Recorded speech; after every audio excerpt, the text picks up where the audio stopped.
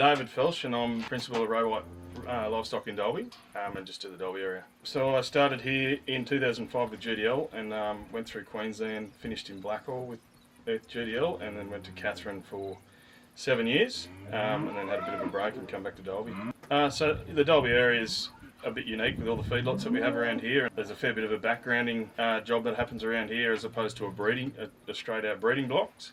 But generally we're weighing cattle for for markets, daily weight gains and that sort of stuff. Yeah, and then you do have your general breeders. We do see all types of yards. To come to something like this today has been a bit of a surprise, and it's been a blessing. It makes a massive difference.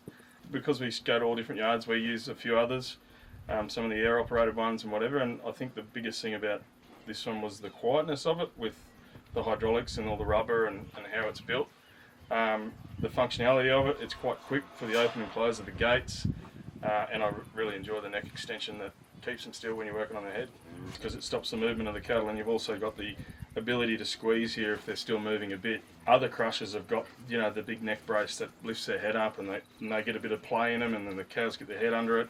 It just takes all that out of it, and it's right there. It's quick, and you can get to the head as quick as and have it done in no time. Would you recommend this sort of setup to anyone else? Absolutely, because I love it. It makes our job a lot easier, and I'm sure it makes producers' jobs a lot easier when they're working their cattle. I think you could nearly do this, by yourself with the remote and walking around. If you had to put cattle through by yourself, you could.